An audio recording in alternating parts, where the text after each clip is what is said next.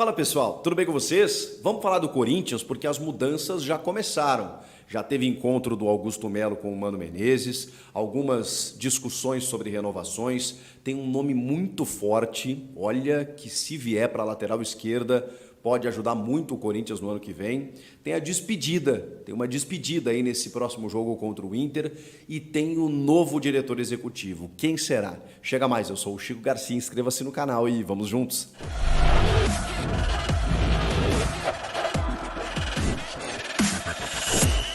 Deixa o teu like no vídeo e aquela inscrição. Te inscreve no canal, você que ainda não está inscrito, você que já está, meu muito obrigado. Você que não está, ative o sininho, a notificação. Estou postando vídeo aqui em horários bem alternativos, então conto com a sua audiência. Vamos falar do Corinthians, porque assim, o Augusto Melo já começou a trabalhar. Já começou a transição, né, conversando dioturnamente aí com o atual presidente do Willian Monteiro Alves para ficar a par de tudo. E o Mano Menezes, depois da vitória no Rio de Janeiro sobre o Vasco por 4-2, chegou a dizer que não tinha conversado ainda com o atual presidente, mas que estava à disposição. Então, o Mano deu aquele primeiro passo e agora o Augusto Melo precisava chegar no Mano Menezes para que eles conversassem, né? Enfim, até porque a vitória deu uma tranquilizada maior, né? Talvez o Augusto estivesse esperando alguma coisa, mas na verdade essa conversa mais específica sobre futuro e planejamento, ela ainda não aconteceu. O que aconteceu foi um encontro do Willian, levou Augusto para que Mano Menezes e ele se encontrassem, e isso aconteceu. O pessoal está chamando de um encontro quebra-gelo, né? Porque o Augusto não foi o Augusto que contratou, né? Foi o do Willian amarrando ele até o fim de 2025. Mas o Augusto, que assumiu agora, já disse que o Mano Menezes tem que continuar o trabalho e tudo mais. Em determinado momento ele tinha dito que não era o preferido, depois voltou atrás. O fato é que o Mano está empregado e tem que participar do planejamento, né? Independentemente do que vai acontecer ali na frente. E o Augusto foi lá. E eles conversaram, quebraram o gelo e tudo mais, mas como o jogo contra o Inter ainda está em vias de acontecer, o campeonato ainda não terminou, essa conversa ela provavelmente vai acontecer na semana que vem, né? O campeonato termina na quarta-feira, e aí as conversas sobre renovações e tudo mais, elas serão postas à mesa de forma mais clara. Nesse momento houve apenas um encontro, já é um primeiro passo para que o futuro do Corinthians comece a ser discutido com o novo presidente e também o atual treinador. Bom, tem um diretor executivo aí para ser anunciado e a gente está tentando descobrir qual é, porque ele ainda não está confirmado, na verdade, né? O Augusto Melo já trouxe o Chicão, ex-zagueiro, como coordenador para fazer digamos, a ligação entre base e profissional, né? Ficar entre as duas categorias, auxiliando muito no processo. O Chicão, que é um conhecedor de futebol, conhecedor do clube, que até removeu um processo na justiça que tinha contra o clube e que está disposto a ajudar o Corinthians nesse processo. Agora, quem vai mandar no futebol? A informação é de que não será um ex-jogador, será um técnico, será um cara da pasta, um especialista de mercado. O próprio Augusto Melo disse isso. E aí tem alguns nomes que foram jogados aí na imprensa por alguns colegas, alguns a gente conseguiu confirmar que não serão, outros a gente não conseguiu confirmar ainda. A situação está posta. Paulo Pelaipe, ex-Flamengo, Grêmio, eu conheço muito o Paulo Pelaipe, porque ele surgiu no Grêmio como um vice de futebol político, depois ele se torna um diretor executivo ainda no Grêmio, depois ele vai atuar em outros clubes. E tem uma boa fase no Flamengo quando ele contrata o Jorge Jesus. O Paulo Pelaipe é o cara que sugere a contratação de Jorge Jesus. E depois acabou sendo demitido de uma forma até sorrateira, né, no Flamengo. E atualmente está no Botafogo de Ribeirão Preto, o Paulo Pelaipe. Ele não foi procurado, tá? A informação que eu tenho é que ele não foi procurado. Pode ser que ele esteja na pauta, ou estivesse na pauta, ou tenha sido pensado, mas ele, Pelaipe, até quando eu estou gravando esse vídeo, não foi procurado. Pode ser que seja em algum momento, tá? Bom, outros nomes. Os mais badalados são tanto do Rodrigo Caetano, que hoje está no Atlético Mineiro, quanto do Thiago Escuro, ex-Red Bull Bragantino. O Thiago Escuro recém foi assumir um cargo de gerente no Mônaco da França, pelo trabalho desenvolvido aqui no Red Bull Bragantino, né? E a Red Bull tem franquias aí ao longo, espalhadas pelo mundo, né? Então, normalmente esses trabalhos você tem cartaz, né? Tem livre trânsito na Europa, né? Ele fez um bom trabalho aqui, chamou a atenção e foi levado ao Mônaco da França. Ele recém chegou lá. É muito difícil que o escuro saia para assumir o Corinthians, mas é um nome preferidíssimo assim do Augusto Melo, assim como o Rodrigo Caetano. A questão é que o Rodrigo Caetano, até onde eu sei, ele não vai deixar o Galo nesse momento. Ele tem contrato até 2026 e ele não pretende descumprir. Vamos lá, né? Tudo tem um valor, uma negociação, pode ser que aconteça, mas nesse momento é muito difícil que o Caetano saia do Galo. Ou seja, já colocamos aí 3 possibilidades, nenhuma delas garantida. O Alexandre Matos é um cara posicionado de mercado, a gente sabe, não deve sair do Atlético Paranaense. Ele ocupa hoje uma outra função, inclusive, né? Um diretor de relações institucionais, é o cara que faz, nas ausências do Mário Celso Petralha, que é um cara que já está numa saúde um pouco debilitada, que é o presidente do conselho, que é um cara que manda no Atlético, mas ao mesmo tempo é um cara que compra muitas brigas. O Matos chegou no Atlético para aparar essas arestas, negociar contratos e usar toda a sua experiência, contatos e relações no futebol para, digamos assim, criar relações no Atlético Paranaense. Não deve sair de lá. Se falou no Marcelo Dijan. Esse é possível. Esse está livre no mercado desde que deixou o Cruzeiro em 2020. Não tem lá um grande cartaz, mas assim, é um nome que foi especulado. Tem alguns portais que estão dando ele como próximo. Esse está livre. Esse é só contratar.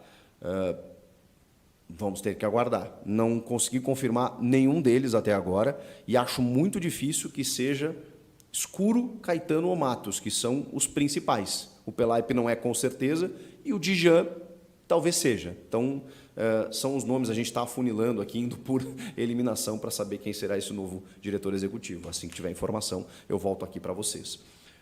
Cara, o lateral esquerdo, que o Corinthians está, não digo especulando, mas monitorando e eu diria para vocês até negociando, que foi a informação que eu obtive hoje, que é de conversa mesmo, Matias Vinha, ex-Palmeiras, campeão da Libertadores de 2020 pelo Palmeiras, que está na Roma. O Palmeiras teve um olhar assim muito clínico, né? Porque ele busca o Matias Vinha, o uruguaio, e depois, quando sai o Vinha, o torcedor do Palmeiras ficou se perguntando, poxa vida, o Vinha é tão bom assim, já foi vendido para a Europa e tal. Os caras vão lá e buscam o Piquerez, que talvez seja melhor do que o Vinha. Mas o Vinha é muito bom jogador, hein? Muito bom jogador e o Corinthians vai precisar de um lateral esquerdo. O Bidu se provou insuficiente, pode ser um jogador para grupo e tudo mais. E o Fábio Santos, aí vem a outra informação, se despede da sua carreira, não é do Corinthians, da sua carreira nesse jogo contra o Inter na Neoquímica Arena. Fará a sua última apresentação como jogador de futebol, o clube fará homenagens, vai ser um jogo bem emocionante nesse sentido. O Fábio Santos, que apesar de ter sido contestado por alguns torcedores, por algumas falhas e tudo mais, é um cara que está na história por inúmeros títulos e é um torcedor do Corinthians dentro de campo, assim, né? Um cara que se entrega muito sempre e merece terminar a carreira em alto nível. E, bom, o Matias Vinha, aí sim, aí quando a gente fala no Hugo, por exemplo, né, que o Corinthians já está acertado, jogador do Goiás, de 24 anos, quando a gente fala de Matias Vinha, aí eu acho que o salto é maior. Aí eu acho que o Corinthians está pensando grande para 2024 e a gente vai ver isso, né? O Corinthians tentando montar um time um pouquinho mais qualificado, porque sofreu muito em 2023, precisa renovar muito e esse nome aí já me agrada muito. Bom, tem um outro nome, que esse eu conheço muito bem, que é o atacante Ferreirinha, do Grêmio. Por que eu coloquei no título ali um majestoso por Ferreirinha? Porque ele está praticamente encaminhado com o São Paulo. O Júlio Casares, o presidente Júlio Casares, é um entusiasta dessa contratação do Ferreirinha. Descobriu que o Ferreirinha é São Paulino de nascimento e isso mobilizou o Casares para trazer o Ferreirinha. O fato é, o Ferreirinha está fazendo um final de campeonato espetacular pelo Grêmio, mesmo sem ser titular. Tem entrado nos jogos, às vezes entra no primeiro tempo, quando o Renato percebe que a coisa está ruim, bota o Ferreirinha. No segundo tempo é certo que ele entra e ele tem entrado, dado assistência, feito gols, ajudado muito em vários jogos. Ele está sendo agora, estou falando como gremista, o que o torcedor gostaria que ele fosse sempre, mas ele nunca foi. Então tem os dois lados. Ele nessa reta final, ele está sendo tudo que o torcedor queria, só que ele se inviabilizou por muitas situações. enfim, teve muita dificuldade de relacionamento dele, do seu empresário com o clube, botou o Grêmio na justiça, aí o Grêmio fez um acordo para não perder, isso acabou aumentando o salário dele, depois o Grêmio tentou valorizá-lo porque o contrato estava encerrando, ele estava reclamando que ganhava pouco, o empresário pressionando e tudo mais, aí o Grêmio na Série B dá a camisa 10 para ele e um aumento de para 500 mil reais, ele ganhava acho que 150. Poupudo aumento, ele não consegue ser o protagonista. Esse ano ele teve muitas lesões, o ano passado também, então ele não conseguiu performar, né? Nunca conseguiu corresponder. E aí tem alguns episódios, né?